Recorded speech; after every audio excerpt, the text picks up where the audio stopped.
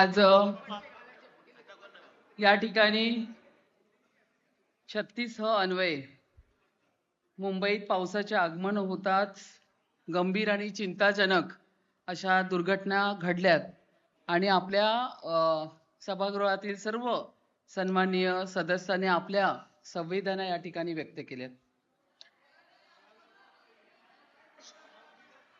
ठीक आहे, तुमच्या प्रतिनिधींनी केल्यात, तुमच्या नेत्यांनी केल्यात, आता त्याच्यावरती आपण नंतर बोलूया। तुमच्या वतीने ताई बोलल्या, तुमच्या वतीने राऊत ताई बोलल्या, तुमच्या वतीने श्रद्धा ताई बोलल्यात, सगळ्या बोलल्यात। बसा आता तुम्ही, बसा बसा बसा। आता एवढं सगळं ऐकल्यानंतर पण तुम्हाला सभागृहात कशी, बघा एक मिनिट, आज एवढं तुम्ही ऐकल्यानंतर पण महापौर उभं राहिल्यावरती तुम्हाला अजूनही सभा शिस्त कळत नाहीये, तर आता मी काय बोलू? म्हणजे तुम्हाला किती कार्यशाळेची गरज आहे हे ह्याच्यावरून कळतंय। या ठिकाणी बस आता भरपूर तुम्ही तुमची मतं व्यक्त केलीत। या ठिकाणी ऐका बस नाही असं नाही होत ताई, असं नाही होत तुम्ही नाही।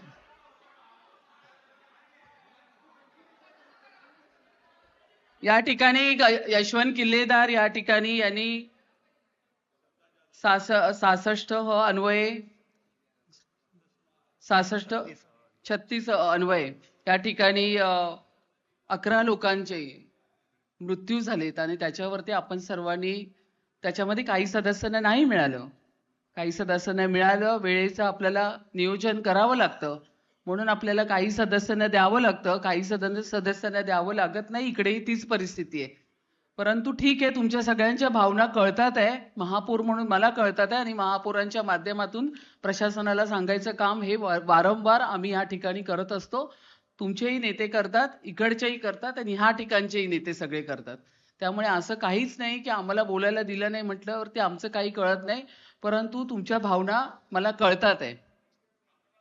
या ठिकाणी यशवंत किल्लेदार यांनी गुगल मॅपिंग करायला पाहिजे।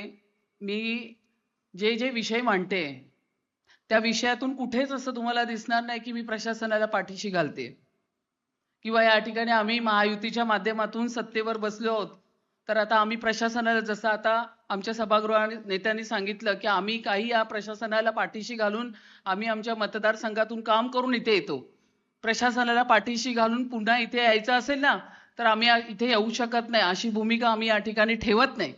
परंतु आपल्याला वेळेचं नियोजन कायम करावं लागतं। मी पण केलं, किशोरीताईंनी पण केलं, राऊतताईंनी पण केलं आणि श्रद्धाताईंनी पण केलं, त्यावेळी तुम्ही नसाल कदाचित, पण ह्या पण सगळ्यांनी केलेलं आहे। महापौर म्हणून काय परिस्थिती असते ना हे या तिघा माजी महापौरांना माहिती आहे की सभागृह चालवताना सगळ्यांची मनं जपून आम्हाला सर्व काम करावं लागतं। यशवंत किल्लेदार यांनी या ठिकाणी गुगल मॅपिंग सांगितलं, मी प्रशासनाला सांगते, मी काही मुद्दे घेतले कारण 2 वाजायला आलेत, तर त्यामुळे मला महापौर म्हणून प्रशासनाला जे निर्देश द्यायचे ते मी देते। तर गुगल मॅपिंग सांगितलंय, वृक्षाची जनगणना करा, ह्या पद्धतीचं तुम्ही सांगितलेले आहे। अशरफ आझमी यांनी सांगितलंय कॉम्पन्सेशन हे कंत्राटदाराकडून मिळालं पाहिजे, वारंवार महानगरपालिकेला त्याचं का भुडदान या ठिकाणी भोगावं लागतं, जो कंत्राटदार त्याच्यावर FIR घ्या, त्याच्या माध्यमातून कॉम्पन्सेशन आहे ते त्या लोकांना गेलं पाहिजे। हे खरोखर सूचना चांगल्या घेतल्याच पाहिजे। उबाळे यांनी सांगितलंय एम ईस्ट वॉर्डमध्ये जी रिक्त पदं आहेत ती लवकर भरा। आता स्टँडिंग कमिटी चेअरमॅन, सभागृह नेत्यांनी सांगितलं, सर्वात मूळ मुद्दा हाच आहे। प्रशासनाला मी सांगते की तुम्ही पदं अजूनही भरत नाहीये, ही पदं नसल्यामुळे ह्या पद्धतीची परिस्थिती आज मुंबईमध्ये तयार झालेली आहे। समृद्धी काते यांनी त्यांच्या भावना व्यक्त केल्या, एक आई या नात्याने तिने तिच्या भावना व्यक्त केल्या, कारण तिच्या बिल्डिंग मध्येच तिची मैत्रीण होती आणि त्या मैत्रिणीचं ते बाळ होतं। त्या ठिकाणी आम्ही पोहोचलो होतो सर्वजण। प्रत्येकाचे या ठिकाणी स्वप्ना म्हात्रे वारंवार स्वप्ना वारंवार होर्डिंग्सच्या बाबतीत बोलते। मी जे संबंधित ते अधिकारी आहेत त्यांचं नाव काय, काटे, त्यांनाही फोन करते पण ते ऐकत नाही। फक्त ह्या पावसामध्ये फक्त रोड झालेत, मॅनहोल्स झालेत किंवा झाडं, त्याच्या व्यतिरिक्त होर्डिंग्स पण आहेत, कारण ह्या वेळेचा जो पाऊस पडला हा पूर्ण महिनाभराचा पाऊस 4 दिवसात पडला। त्याच्यामध्ये मुसळधार पाऊस होता, वेगवान वारा होता आणि समुद्राची भरती पण होती. हा अंदाज इथे बसणारे सगळे, मी वारंवार माझ्या मीडियामध्ये जेव्हा जेव्हा मी बाईट दिली, जेव्हा जेव्हा फोनो घेतला, तेव्हा तेव्हा माझं स्टेटमेंट एकच होतं यामिनीताई, की आम्ही सर्व नगरसेवक काम करतोय. मग उबाटाचे असू दे, मनसेचे, उद्धव ठाकरे साहेबांचे असू दे, मनसेचे असू दे, बीजेपीचे असू दे, शिवसेनेचे असू दे, प्रत्येक नगरसेवक फील्डवर उतरून काम करत होते. या ठिकाणी मी असं कुठेच म्हटलं नाही की फक्त भारतीय जनता पक्ष आणि शिवसेनेचेच नगरसेवक काम करत होते. माझं स्टेटमेंट प्रत्येक वेळा फोनमध्ये तेच होतं. तर त्यामुळे मी या पद्धतीने कधीच हा भेदभाव या ठिकाणी केलेला नाहीये. परंतु एक गोष्ट ताईंनी सांगितलं की सीसी रोडच्या बाबतीत माझं मत असू शकतं, आयुक्तांचं मत एक असू शकतं. मगाशी तुम्ही सांगताना बोलला की उपमहापौरांचं ते मत असेल, तसंच आयुक्तांचंही ते मत असेल. माझं मत वेगळं असेल, पण याचा अर्थ हा नाही की आमचा आयुक्त काम करत नाही. मुंबई महानगरपालिकेचा आयुक्त आल्यापासून कंटिन्यू त्या काम करतात आहे. प्रत्येक वेळा त्यांच्या रिव्ह्यू मीटिंग चालू आहे, प्रत्येक वेळा त्या व्हिजिटवर जातात आहे. सकाळी 6ला बाहेर पडून त्या व्हिजिटवरती होत्या. त्यामुळे आम्ही या ठिकाणी कुठेच असं म्हटलं तुमचं जे मत होतं किंवा बाकी, तेव्हा मी या ठिकाणी उपमहापौरांना म्हटलं की आपल्याला ह्या सगळ्या गोष्टीचा अभ्यास करून मत मांडावं लागेल, तो माझा विषय होता. पण तुम्ही वारंवार माझ्या, यशोधर फणसे साहेब तुम्हाला बोलते, तुम्ही माझ्या राजीनाम्याची मागणी केली. आता मी तुम्हाला सांगते, शीतल भानुशाली कुठे राहणारी ताई, कुठे गेले? असल्फा भाजी मार्केट, बरोबर. त्यावेळी तत्कालीन महापौर कोण होत्या? किशोरीताई पेडणेकर. शीतल भानुशाली त्या, एक मिनिट थांबा, मला बोलू दे. नाही, आता तो विषय संपवा. आता मला त्याचं उत्तर, मला काही दोष नाही द्यायचे. ठीक आहे, तुम्ही तुमची मतं ऐका, तुम्ही तुमची मतं मांडू शकतात. मी त्या मताला कधीच, हो हो हो, अगदी अगदी तुम्ही तुमची मतं मांडा, मी ऐकली, मी त्याचं उत्तर देते. ठीक आहे ना, तुम्हाला अधिकार आहे, तुम्हाला पूर्ण अधिकार आहे. जर महापौर काम करत नसेल, तुम्हाला वाटत असेल, तर तुम्ही बोलू शकता. शीतल भानुशाली दळण घेऊन घरी जात होती. आपल्या मुलाबाळांना चपाती करण्यात, भाजी रोटी करावी लागते ना, आई आहे ती. तिचा पाय नाल्यात पडला, हातातला डबा बाहेर पडला, सगळं पीठ पसरलेलं होतं. शीतल भानुशाली आत गेली. 4 दिवसांनी तिची बॉडी समुद्रात मिळाली. हाजी अलीला त्यांच्या घरी महापौरांनी भेट दिली. त्यावेळेच्या तत्कालीन महापौरांनी त्या फक्त बाईच्या घरी जाऊन तिच्या मुलांना भेट दिली का? त्याचं मला उत्तर या ठिकाणी द्या तुम्ही. मला हे सांगायचंय, ज्या ज्या वेळी ह्या 11 घटना घडल्या, समृद्धीला माहितीये, त्या ठिकाणी मला असं वाटतं प्रकाश यांना माहितीये, आम्ही आमची जबाबदारी झटकत नाही. प्रत्येक ठिकाणी आम्ही जातो. ज्या 11 घटना घडल्या त्या 11च्या 11 घटनाच्या ठिकाणी मी घेतली. शताब्दी हॉस्पिटलमध्ये रात्री 12 वाजता गेली, नवनाथ, बरोबर. महापौर असून सुद्धा त्यानंतर माझ्यावरती ट्रोल केलं गेलं की कोस्टल रोडला महापौर काय करतात या हातात. मी कोस्टल रोडला एवढ्यासाठी उतरली कारण मला लहान लहान मुलं कटड्यावरती बसलेली दिसलीत आणि समुद्राच्या लाटा एवढ्या मोठ्या येत होत्या, यशवंत, की त्या लाटा त्या मुलांना आतमध्ये घेऊन जाणार, म्हणून मी तिथे उतरली. मी मुंबईची महापौर, मुंबईची सेवक, माझ्या मुंबईकरांसाठी मी तिथे उतरली. मी त्या ठिकाणी रील स्टार म्हणून नाही उतरली. आणि म्हणूनच मी बोलली की मला रील स्टार किंवा रिअल स्टार मुंबईकर ठरवतील, तो ठरवण्याचा अधिकार कोणाला नाहीये. या ठिकाणी मेयर म्हणून मी वारंवार सांगितलं, मी या ठिकाणी महापौर, त्याच्या अगोदर मी कार्यकर्ता आहे.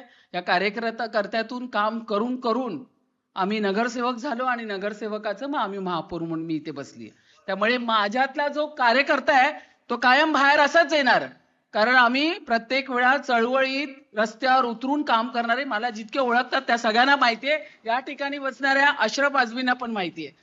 त्यामुळे या कष्टातून मेहनतीतून आलेलो आम्ही सर्वजण आहोत.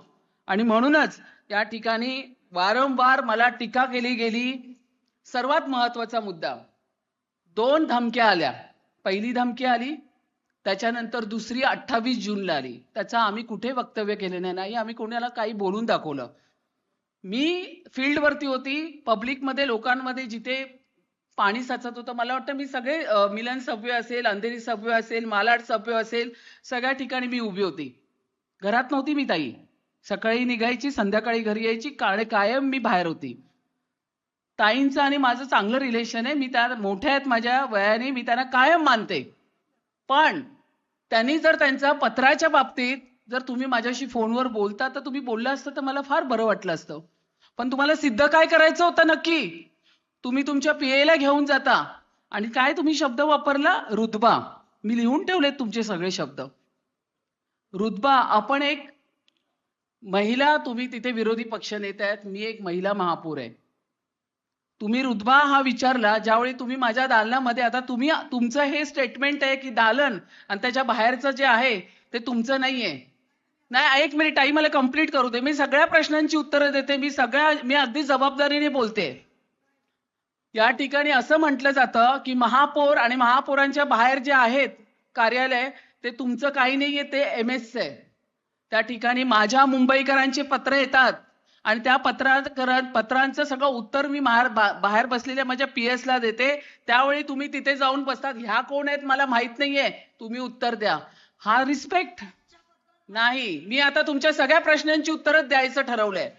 तर जो तुम्ही रुतबा, आज मला सांगायचं हेच आहे. आणि सर्वात महत्वाचं, जेव्हा मला एक नाही मला दुसरा पण धमकीचा मेल येतोय, मी चला तुमचंही मी मान्य करेल, कारण तुम्ही माझ्या विरोधी पक्ष नेत्या, तुम्हाला पूर्ण अधिकार आहे. तुम्ही या 100 वेळा माझ्या कार्यालयात या, माझे पेपर चाळा, मी काही बोलणार नाही, तुमचा अधिकार आहे. तुमचा पीए कोण आहे जो माझ्या पूर्ण माझ्या दालनाचं तो रेखी करतोय, ट्रेस पासिंग करतोय?